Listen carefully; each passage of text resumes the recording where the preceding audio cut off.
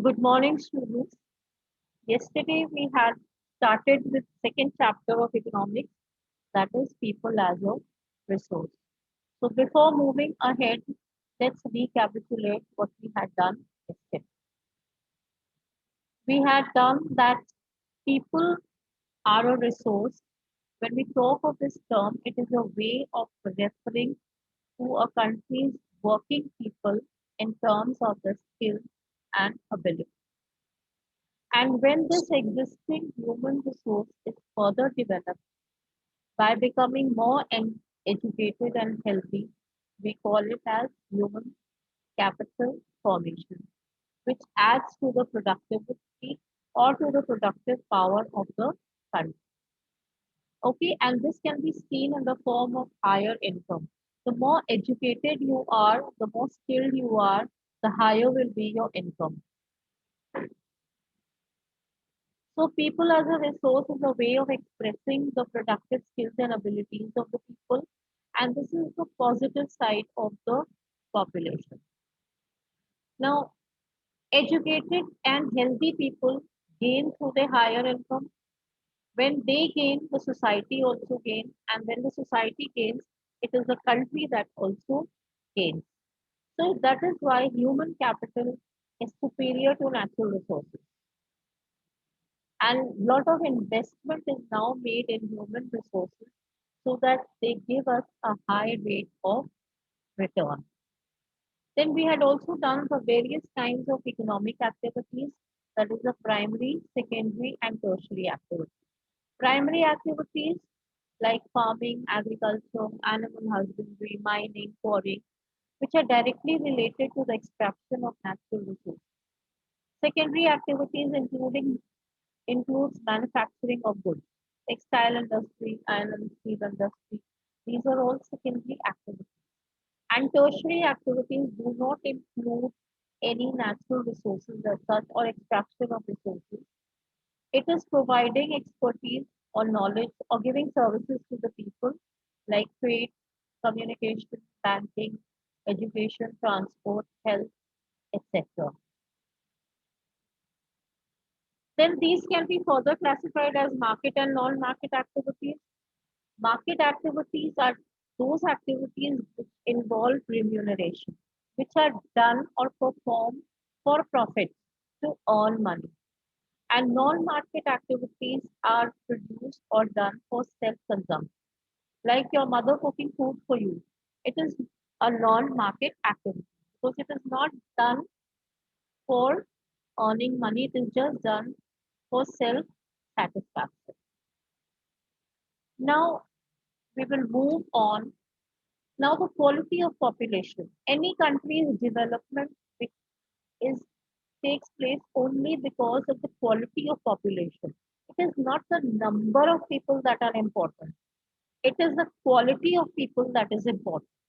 And the quality of population depends upon literacy rate, that is how educated they are, their health status, and the skills that they possess. All this is the quality of a population. If the people of any country are illiterate and unhealthy, the population becomes a liability for the economy of the country. Literate and healthy population is an asset for the country. Okay, because they are able to contribute towards the growth, towards the development of the country. So there are three factors on which the quality of population depends: the role of education, health, and the skills that they possess. Now we move on to education. Education is very important, and we have seen that in the case of Japan and Bangladesh. Japan has invested heavily on its human resources. That is on the education and health. And that is the reason why Japan has progressed and prospered so much. As compared to Bangladesh, which is not investing so much on their humans. And that is the reason why it is still a developing country. So education enhances the literacy level, it increases the literacy level. Educated people are skilled also. It helps in enriching the culture.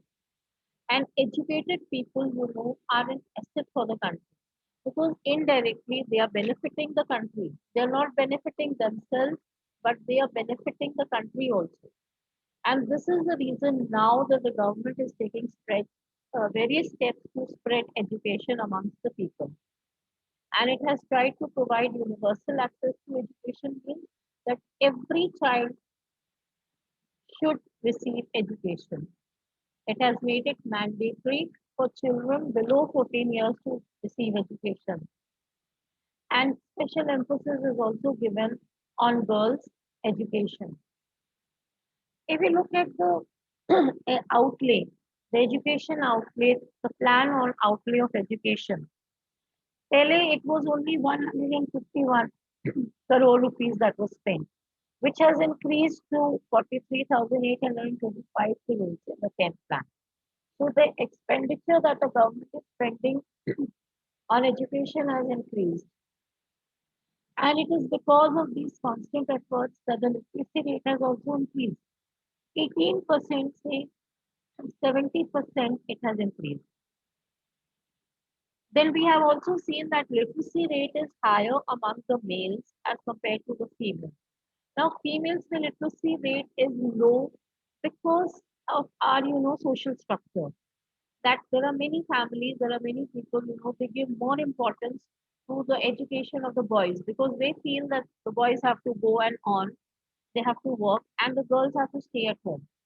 And this kind of feeling is prevalent only, in the rural area.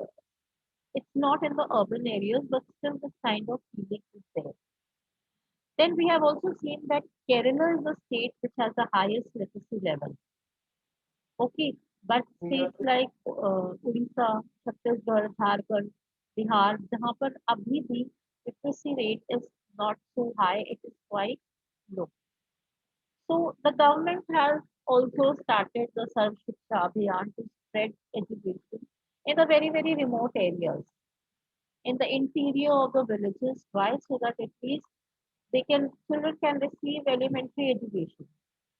Okay, and it has another scheme that the government has started is the midday meal. Okay, midday meals means children of the poor families who are coming, they are also going to receive food over there. So that has helped, that has increased the enrollment. More and more children are attracted by this midday meal and they are coming to school. That is benefiting them both ways. एक तो enrollment increase हो रहा है, they are getting education also and they are getting food also. Means उनको एक balanced diet भी मिल रही है over here. The various plans that the government has started, they are increased. It is focused on increasing the enrollment. That is, more and more children should come, not to just receive primary education, but also to receive higher education. And that is why the government is changing its strategy also. That more and more people come, the quality should improve, and the curriculum has also been changed. And vocational courses are also provided. That means uh, education regarding a particular skill is also given to them. Okay, and distant education, those who cannot attend school regularly, they can also join distant education and receive education at home only. So all these schemes the government has launched just to increase the quality of population. You can see here from this table from 1950 to 1997, number of colleges have also gone up, number of universities have gone up, number of students and number of teachers. All this has increased tremendously. From 750 colleges in 1950, it has increased to 11,000 colleges. Then universities, from 30 universities, now we have 238 universities. Similarly, students are also increased and the teachers have also increased. Now, a little bit about Sarv Shiksha Abhiyan. It is an Indian government program.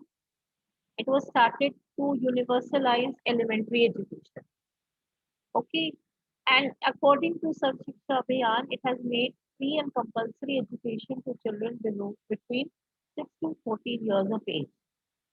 And this was a program that was mainly pioneered by Atal Bihari Vajpayee.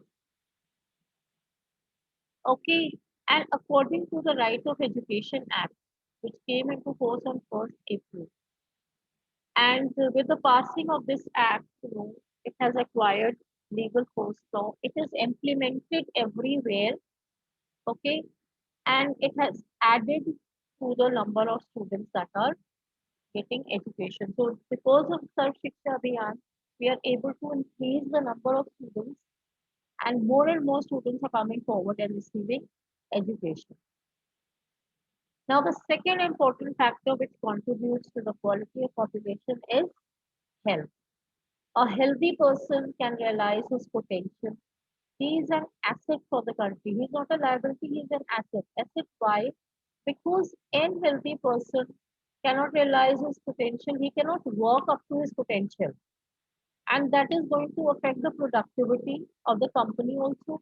That is going to affect the productivity of his income also. And in turn, it will affect the society and the country.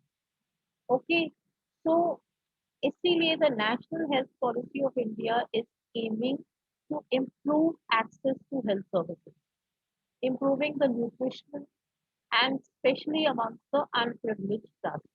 Those classes that are poor, they do not have any knowledge, they are malnourished. For them, this National Health Policy has been started. And if we look at this table, the same thing that number of dispensaries and hospitals has increased, beds have increased, doctors have increased, and the nursing staff has increased from 1951 to 2001 तक. From 725, dispensaries, it increased to 9,209, and then 725 say 1,53,000. Then dispensaries have also increased from 9,000 to 43,000. Beds have increased, doctors, all this is all the increase. So government is putting a lot of emphasis on education as well as health. And that is why a special ministry, HRD, has been created, Human Resource Development. It was started in 1985. Why? Because now we have realized the importance of people living in the country. The resources themselves are not important. It is the people, the quality that matters a lot in the development of the country. And that is why we see that Japan is a more developed country. It has, achieved so much of success because the quality of population. So that is all for today.